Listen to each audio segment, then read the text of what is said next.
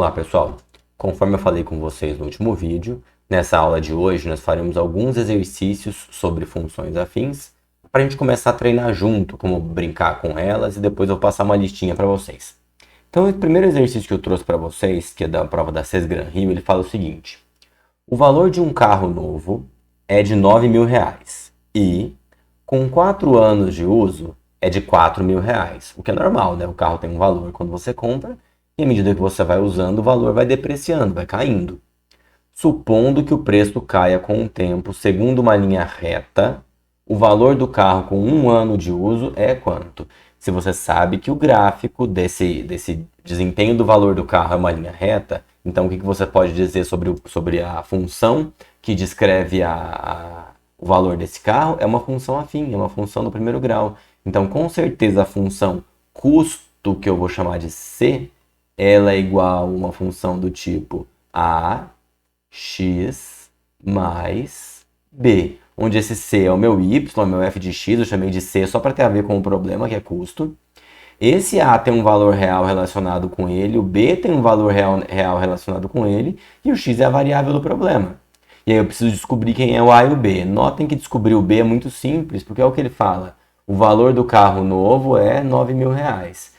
Você concorda que o valor do carro novo é quando o x, esse x pra gente aqui é o tempo que passou, né? É quando o tempo for zero. Se o tempo for zero, o carro é novo. Se o tempo for zero, esse pedaço aqui da minha função, o AX vai sumir. E o resultado vai dar R$9.000. Então deixa eu colocar o mouse com seta, fica mais fácil de ver. Se o x for zero, esse pedaço some. Aí o valor do C vai ser R$9.000. Então você vai ter exatamente essa fórmula aqui, ó. R$9.000 igual a B. Ou seja, o valor do carro quando o tempo for zero é automaticamente o B. Então a gente já sabe logo de cara que esse B é R$9.000. Já melhorou a função. A função agora seria assim, ó. C igual a AX mais 9.000. Como eu faço agora para descobrir o valor do A e saber exatamente que é a minha função? Tá aqui, ó.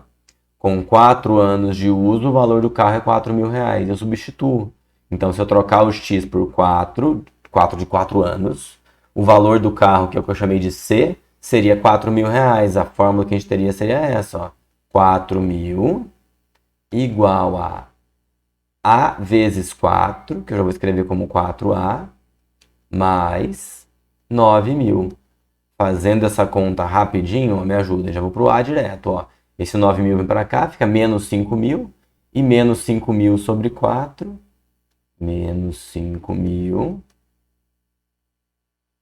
sobre 4, que vai dar menos 1.250. Pronto, já sabemos quem é a função C, a função custo do carro, que é menos 1.250 vezes A, mais o B, que é 9.000. Uma vez que eu tenho a função em mãos, qualquer pergunta que ele me faça a partir de agora é simples. E qual foi a pergunta que ele fez? Quanto vale o carro após 1 ano de uso? Desculpem, eu errei aqui, gente, ó. O 1.250 é o A, tá? Aqui não seria 1.250 vezes A. Deixa eu só arrumar um segundinho. É 1.250 vezes X, é óbvio. Mané. Então é 1.250 vezes X. O X é o tempo. Então, se o X for 1, que é a pergunta do enunciado, quanto vai ser o valor do carro? Eu vou chamar de C1, ó, como que a gente escreve, ó. O valor da função quando o x for 1. Aqui vai dar menos 1.250 com mais 9.000, R$7.750. Resposta certa é o item C. Viu como é bonitinho trabalhar com função afim? Olha outro exemplo, ó. Caiu na Unicamp. Era uma questão com itens A e B, mas o B foge do escopo do que a gente queria conversar agora. Olha o que ele diz, ó. Para transformar graus Fahrenheit em graus centígrados, use-se a fórmula C igual a 5 vezes F menos 32 dividido por 9, onde F é o número de graus Fahrenheit e C o número de graus centígrados. Aí só para a gente aplicar e fazer uma continha. Transforme 35 graus centígrados em Fahrenheit. Super simples, né? É só você ir na fórmula. Isso é muito comum ali no nosso trabalho com função afim. O cara te dá, o enunciado te dá o valor, você tem ali o y e o x. Ele te dá o x, pergunta o y, ou dá o y, pergunta o x. No exemplo específico dessa função, é como se o x fosse o f, né? E o y, que é o que está isolado, é o c. Vejam que ele deu, para transformar 35 centígrados em Fahrenheit, ele deu o c, ou seja, é como se ele tivesse dado o y. Enfim, é só trocar. Quando você trocar o c por 35, a expressão que você vai ter é essa aqui, ó. 35 igual 5 vezes f menos 32 dividido por 9. É para não sair multiplicando que nem louco, o que dá para simplificar aqui, ó. Vejam que esse 35 é como se fosse 35 sobre 1. A gente vai multiplicar cruzado. Só que antes de multiplicar cruzado, eu olho na vertical e na horizontal para ver se dá para simplificar, porque facilita muito e dá, ó, o 35 com o 5. Lembrando que eu só posso simplificar com esse 5 porque ele está multiplicando, hein? Dividindo os dois por 5, aqui fica 7 e aqui fica 1. Aí fica muito mais fácil a conta, ó. 7 vezes 9, 63, igual a esse 1 não muda nada, f menos 32. O 32, quando vier para cá, vem positivo. Esse f vai ser 95 Fahrenheit. Tá aí, ó. Essa é a resposta desse problema. Como eu já falei, na questão original tinha um item B também, mas que não era a ideia para a gente trabalhar nessa aula de agora. Um dia a gente fala sobre ela. Olha essa terceira questão, que eu trouxe só um gráfico para vocês, não trouxe enunciado, porque eu estou para explicar. A ideia dessa aqui é a seguinte: eu te dei o gráfico, eu quero saber qual é a regra da função. Então, a primeira coisa que você tem que entender para saber qual é a regra da função. Claramente, essa é uma função afim. Por que ela é uma função afim? Porque o gráfico dela é uma reta. Então, com certeza, a resposta esperada para esse problema é uma resposta do tipo f de x igual a x mais b. E só quero achar o a e o b.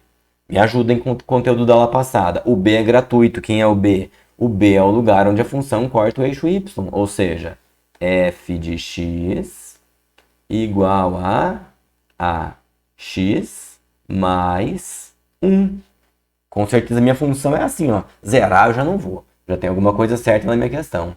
Agora eu preciso descobrir quem é o a. Como que eu vou descobrir quem é o a? Analisando esse ponto aqui, ó. Esse não é o ponto onde ela corta o eixo x? O ponto onde o gráfico de uma função corta o eixo x é onde a coordenada y for 0. As coordenadas desse ponto são menos 2 para x e 0 para y. Então, o y é f de x, lembrem-se disso. Você vai descobrir quem é o a sabendo que essa função tem que obedecer a regra assim, ó. Se o x for menos 2, o y tem que dar 0. Fechou, ó. 0 igual a... Troca o x por menos 2. Fica menos 2a mais 1. Isso vai dar 2a igual a 1, a igual a meio e fim de problema. Quem é a minha função f de x? É a função meio x mais b, que eu já tinha descoberto que vale 1. Essa é a fórmula que define essa minha função, é a lei de formação dessa minha função. Mais um, como eu comentei com vocês na aula passada, sempre cai no Enem questões envolvendo função do primeiro grau. E ali no Enem, quando essas questões costumam cair, elas sempre caem com problemas que eu costumo definir como o problema do táxi, mas que não precisa ser exatamente um táxi. Você deve se lembrar de quando você pega um táxi, que quando você chama o táxi para sua casa, você tem um valor chamado bandeirada, que é um valor inicial para o táxi chegar ali. E depois, o quanto você vai pagar é um valor inicial fixo, e esse valor depois ele vai aumentando com base na distância, ou com base no tempo, ou com base em qualquer outra uma coisa que você quiser. Essa é a ideia do problema do táxi. O problema do táxi é aquilo que você paga, que tem um valor fixo inicial, mais um variável. Né? Esse variável pode ser de acordo com o seu consumo, com quanto você andou, com quanto tempo passou. Esse problema que a gente chama de problema do táxi não acontece só no táxi, a sua conta de energia é assim. Se você não consumir energia elétrica, você paga um valor assim mesmo, que é o custeio de iluminação. É um valor fixo inicial, o restante é proporcional ao quanto você usa. Várias coisas que a gente paga por aí funcionam exatamente nesse formato. Às vezes alguns planos de internet funcionam nesse formato. Você tem ali um valor inicial. Se você excede sobre o excedente, segue ali uma função afim, uma função do primeiro grau. É exatamente o que acontece no problema do táxi, que acontece aqui, ó, mas um pouquinho mais elaborado. Olha o que ele falou. Uma empresa produz jogos pedagógicos para computadores com custos fixos de R$ 1.000 e custos variáveis de R$ 100 por unidade de jogo produzida.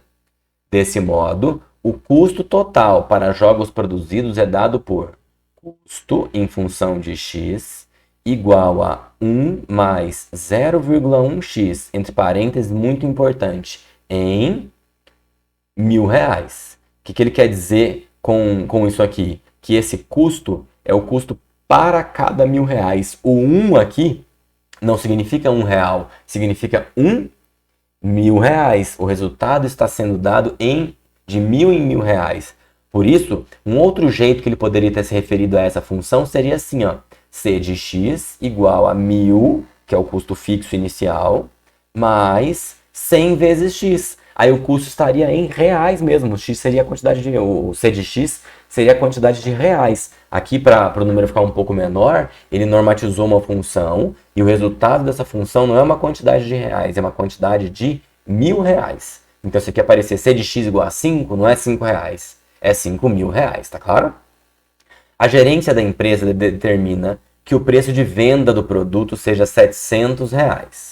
Com isso, a receita bruta para x jogos produzidos é dada por R de x, receita, em função de x, igual a 0,7x, de novo em R$ 1.000, para manter o mesmo padrão do outro caso. O lucro líquido obtido pela venda de x unidades de jogos é calculado pela diferença entre a receita e os custos, o que é óbvio. Você tem um valor que você arrecadou para a sua empresa e tem um valor que você gastou. O que é o lucro da sua empresa? Isso eu já vou escrever, que vai ser o ponto de partida do nosso problema. O lucro de qualquer empresa é a receita menos os custos. Ele deu a fórmula da receita e ele deu a fórmula dos custos. Lembrando que não está em reais, está de R$ 1.000 em R$ 1.000.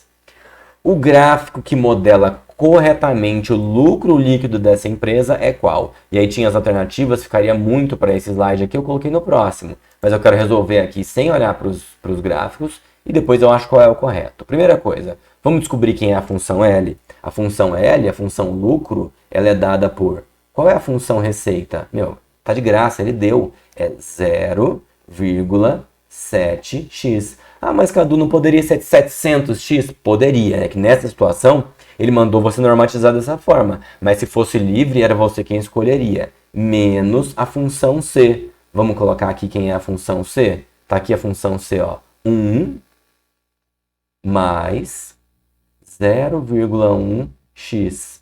De forma que a função L vai ser... Me ajudem aqui, ó. Esse menos vai mudar os dois sinais aqui, ó. 0,7x menos 0,1x dá 0,6x menos 1. Eu quero saber qual é o gráfico dessa função. Só pensando num esboço, quando você quiser fazer o gráfico de uma função do primeiro grau, já falamos sobre essa dica. Começa com esse cara aqui, ó, o b. O b é menos 1, então menos 1 é o lugar onde ela corta o eixo y. Ela tem que passar aqui, ó. Outra coisa, ela é crescente ou decrescente? É crescente porque, olha aqui, ó. O A é positivo, então com certeza, deixa eu colocar a setinha, ela sai daqui, ó, e se ela fosse decrescente, ela iria para cá. Como ela é crescente, ela vai para cá. Mas enfim, agora eu vou fazer uma estimativa. Eu vou trocar o x, por exemplo, por 2. Se eu trocar o x por 2, esse pedacinho da conta vai dar 1,2, menos 1 dá 0,2, ou seja, se o x for 2, vou fazer uma estimativa de onde está o 2. Eu acho que o 2 está aqui, ó, no eixo x. O resultado da função vai ser pequenininho, vai estar aqui, ó. Vai ser 0,2. Pensando no ponto, ó, é esse ponto aqui, ó. Aí a gente vai fazer agora uma linha reta. Aproveitar que é um software de desenho, né? Uma linha reta que saia daqui e vá até aqui. Mas cuidado, ó, não para só em cima da linha, tá? Você precisa continuar essa linha um pouquinho para não falar que ela começa e termina exatamente nesse ponto, ó. Só fazer isso, deixar ela um pouquinho mais grossa e tá resolvido, ó. O gráfico da minha função seria algo nesse sentido. Vamos olhar para as alternativas no próximo slide e descobrir qual é a correta? E aí, se você olhar para as alternativas, você vê que o Enem foi super bonzinho, inclusive, porque olha só, essa primeira função aqui, ó, parte do 1, não é. Olha essa aqui, parte do 0, não é. Parte do 1, não é. Parte do 1, não é. A única que partiria do menos 1, que nem tá muito claro aqui, mas partiria do menos 1, é essa, ó. Essa função aqui, que é a do item B, que é a resposta correta desse problema. Fechou? Por enquanto é isso, pessoal. Já vou passar mais uma listinha para vocês treinarem sozinhos. E qualquer dúvida é só chamar. Obrigado, um abraço e até a próxima aula.